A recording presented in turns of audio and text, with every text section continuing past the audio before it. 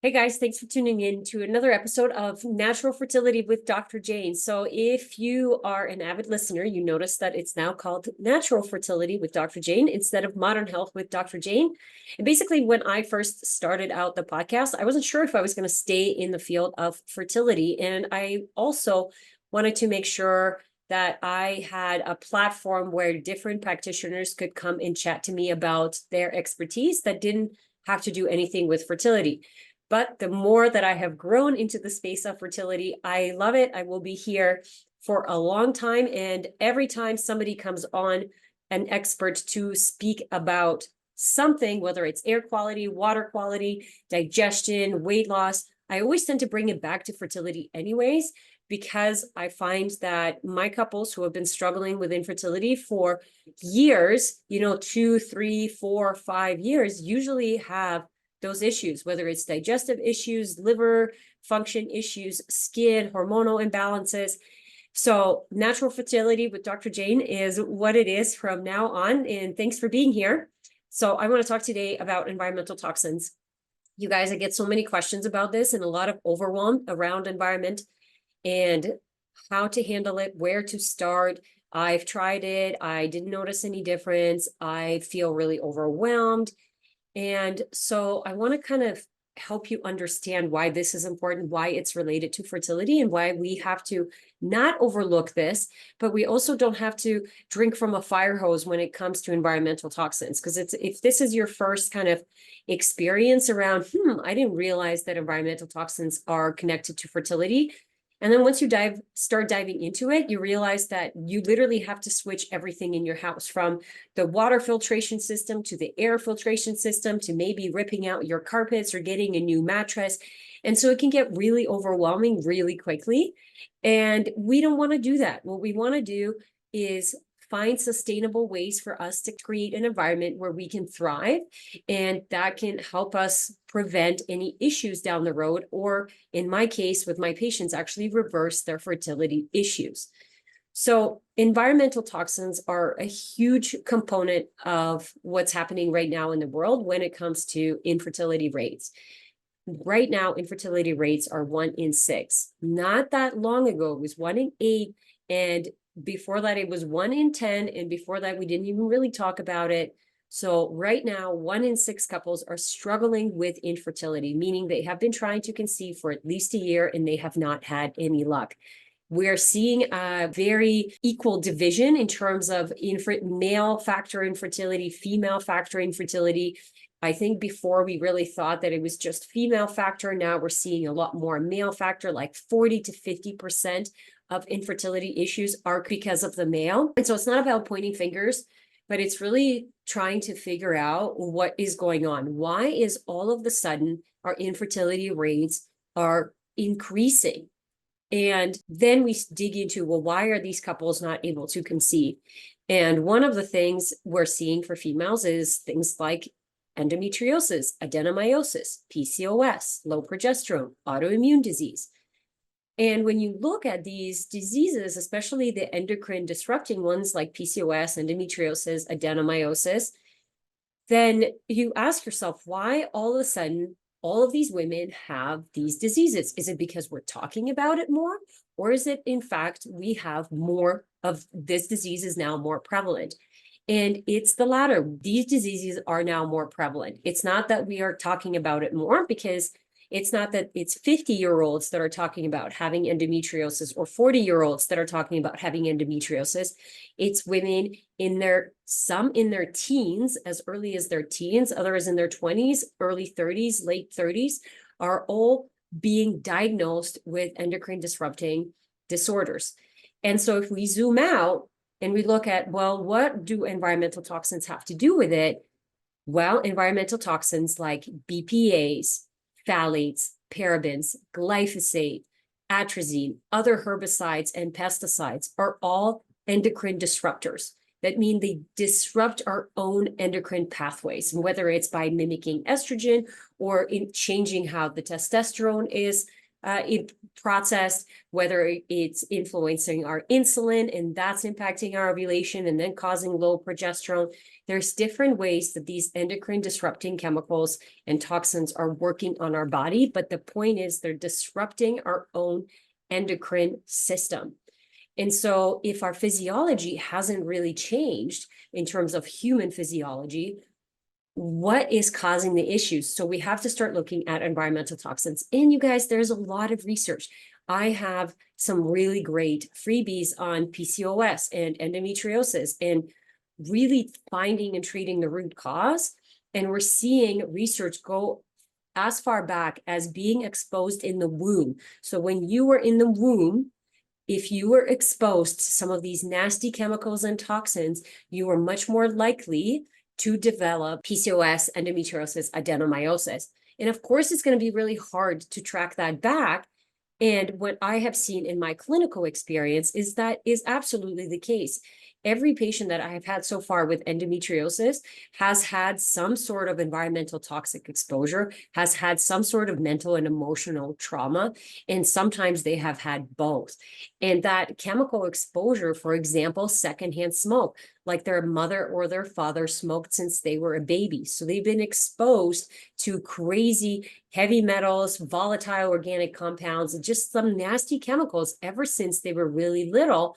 And so, of course, that's going to turn on your genes and put you at a predisposition of developing these endocrine disrupting issues. Now, genes are absolutely at play here. You have a genetic predisposition to certain diseases.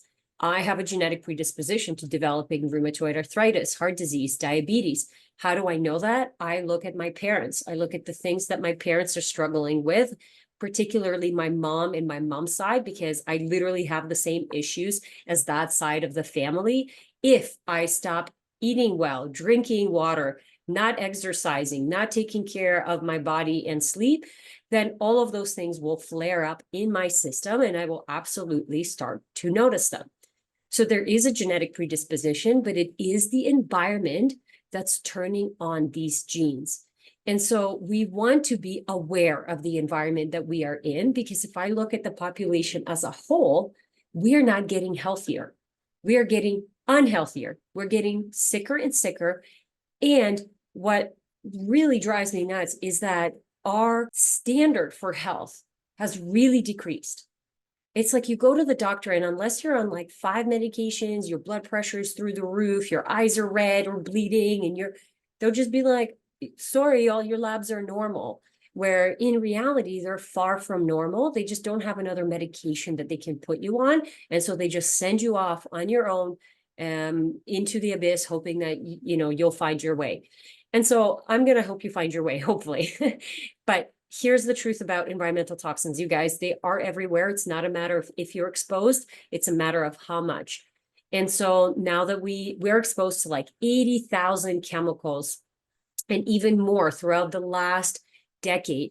And it's just, we have no idea how these chemicals actually impact our body and the long-term issues with being exposed to these chemicals. We don't fully understand them. And there's so many books. One of the books is The Countdown by Dr. Shea, I think. I can't remember her name, but it's called The Countdown. And she talks about how male fertility is on decline, and it's in a very sharp decline, and how these chemicals like phthalates and parabens have a lot to do with it. They're decreasing the size of penises, they're decreasing the testosterone levels, and therefore sperm counts, motility, and all that jazz. And that's not happening because at 35 you got exposed to it. It's happening because you've been exposed to it ever since you were a kid, if not when you were in the womb, that it's now has just become part of your system, and it's really screwing up your hormones. So it's not a matter of if you're exposed, it's a matter of how much. We're at a point where we just can't stick our head in the sand and hope that, well, that doesn't apply to me. Even some of my patients who are like, but I live by the river and it's fresh water and I know I get access. I don't know where there is on the planet where the water is truly pure right now. Definitely not anywhere in North America that I'm aware of. If you are, please let me know. I'd love to know it. But in reality, where the water, the soil, how we're treating the planet, all of that is not getting better right now. And unless we all kind of wake up and start realizing how much using these chemicals, purchasing them and applying them to our body and face is truly impacting our overall health and the health of our planet, we're not really going to change. And so, again, I'm not saying giving you this podcast so you can be instilled with fear. It's more that you understand the impact of this. And if you want to change something and you realize that, oh, there's a really big connection as to why I have my PCOS or premature ovarian failure or endometriosis. And so I want to learn how to reverse that so I don't have to keep passing this illness and this disease to my next generation if I even, can have kids. So here's two aspects to getting rid of environmental toxins. Number one is obviously getting them out of the house or out of your environment as much as you can. So the big hitters are going to be your water, food, and air. And then we look at skin as well. So depending on how many products you apply or even what kind of work you do, for example, if you're a hairdresser and you're constantly applying hair products that have a lot of phthalates and parabens, I would consider that exposure is high, and you want to make sure that you start looking into products that are low toxic, because you are increasing your toxic burden by being at work every day and applying these products on a regular basis. But your big hitters are your food, water, and air. So getting a good quality source of food. People are always like, does it have to be organic? It doesn't have to be labeled organic, but it should be grown organic. So if you're going to a farmer's market and they're not paying for the organic certification that literally costs them hundreds of thousands of dollars, but they don't put any herbicides or pesticides on it, then that's organic. They just don't have the label. So make sure you talk to your people who you're buying food from.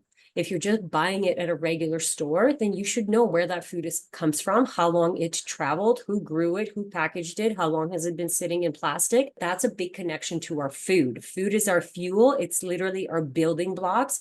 It will become the cells of your body. And when you're pregnant, food is the thing that will become your baby. So you do not want to shortchange yourself on your literal fuel for your life. The next one, of course, is water. There's a lot of toxin exposure from the parabens, the phthalates, the PPAs, the heavy metals, and even things like estrogens and pharmaceuticals that are just not getting broken down, and we're peeing it out into the water supply. So that is a huge issue that is happening. So getting a good source of water filtration is really important. I recommend doing My Pure Water has a distiller that I use, and I absolutely love it. It is the most pure water you could ever imagine. So reverse osmosis is kind of the next step down. I think the filter in the fridge, it's just not enough. Even Brita, it's just not enough. We need something that's more robust, that's really going to pull out stuff out of the water. And then you can remineralize it, right? The argument is always like, well, if I pull the water, all the minerals out, then there is nothing in it, it's going to cause damage. You guys, if you're eating food and if you're eating fruits and vegetables, you're getting minerals through your fruits and vegetables. And then you can also add minerals back into the water, whether it's adding a little bit of salt or adding some lemon or ginger or cucumbers or mint or any other herbs and spices that you can think of. You're going to remineralize your water, but it's important to get the stuff out. The last is air, and obviously the quality of the air in your house is important. I spoke to Mike. He's the CEO and founder of Jasper. He's also an expert on air quality. He worked with wildfire restorations and other natural disasters, and that podcast is going to be released soon, if not already released. And he's a fascinating guy, and why he invented an air purifier that is robust. And it's important. It's important to understand that mold is an indoor issue. It's not an outdoor issue. Dust is an indoor issue, not an outdoor issue. And that's all bacteria and insect parts.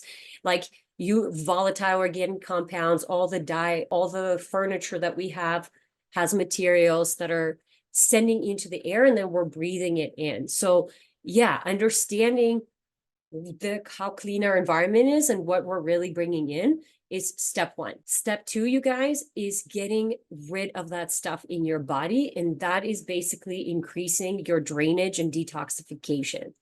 Now, if hopefully you're not that kind of person, but maybe somebody is well, I don't need to detox. We have a liver and we have a kidneys. And yes, we do. But that's like saying to a diabetic that you don't need insulin because you have a pancreas. We all have detoxification organs, but if they're bombarded with an insane of 80,000 chemicals and toxins every day that are disrupting our endocrine system and disrupting a lot more on like your microbiome, which is basically your life, and then your neurotransmitters and how you absorb nutrients. Yeah, you need to understand how those organs work, and you need to learn how to improve the function of your liver, your gut, and your kidneys. We're supporting the natural function of the detoxification. And so I find that that's a big missing piece before people come to meet me. Maybe they have cleaned up all their environment, but they haven't noticed that much difference. And that's because their drainage is not working well and their sewer is backed up. And so things are just flowing back into their system. And I like to use the bathtub analogy. So if you imagine in the bathtub, there is a goldfish and the goldfish is you. And of course, the bathtub has a drain and then the plumbing to get that water out. So the shower head is the cleanliness of the water. I want that water coming into the tub as clean as possible. But if that drain is clogged and that sewer is backing up, that water in the tub isn't going to be very clean. And so we need to make sure the sewer isn't backing up, and we need to make sure that that drain is really clean. So then as we clean up the environment, the fish can actually notice the change in the environment. And deep detoxification, this is something that I teach all of my patients through in my Maximize Fertility program. He's like, you know, when the bathtub has been sitting around for a bit with dirty water, and so it leaves this kind of yuck on the sides of the tub, that's detox. We want to get the gloves and we want to start scrubbing the sides of the tub, because even though it might not be as bad as it was last time, it's still going to continue to feed into the water supply where the fish is swimming. And so it's going to continue to make that fish sick, AKA you. So that's kind of my approach is, number one, let's clean up the things that you know you can. And number two, let's improve the function of the gut, the liver, and the kidneys, the sweating, so our lymphatic system is moving well. So even though we are exposed to toxins, they're not going to hang around for that long because our system has these processes that are natural, that are designed to actually help get rid of this stuff.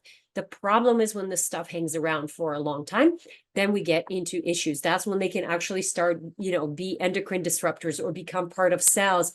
And so now the cell is damaged.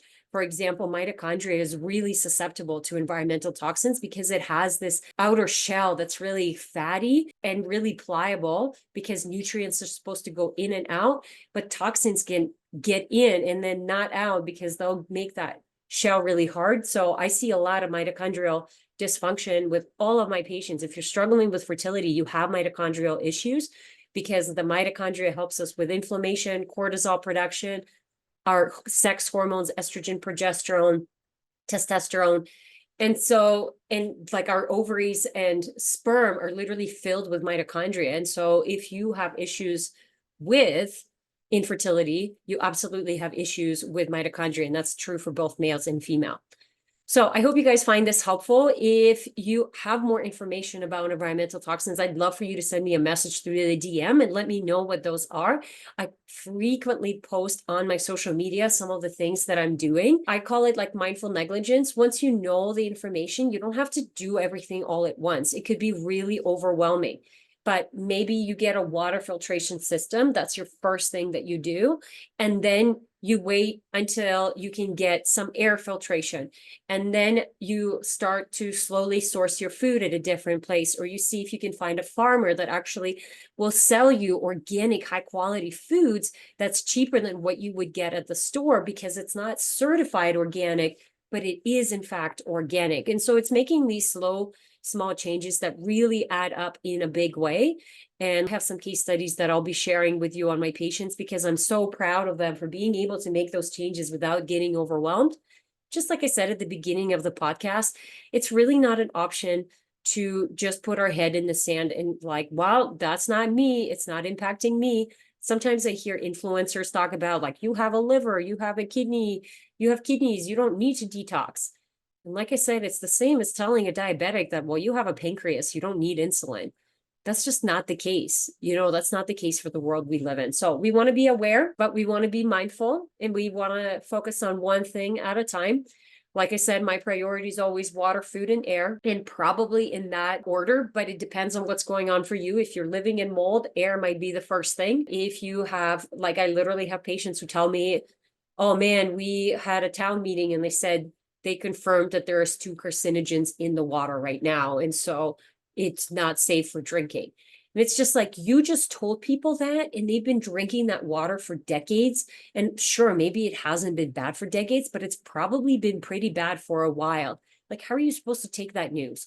So if that's a situation for you, then like, you need to get a water filter. That's going to be your top priority. If you're eating a lot of ultra processed foods, then it's going to be your priority to get that ultra processed food out and just start eating some more real food. Because I promise you, you'll feel better, not because you've decreased the toxic load. That's a big part of it, but like your body will actually have normal fuel that it needs in order to grow and repair and heal. All right, you guys, thanks so much for tuning in. I appreciate you. If you can hit the follow button to make sure you don't miss anything, or share this with somebody that you think will find it valuable, I highly appreciate it. Thanks so much for tuning in, and I'll see you next week.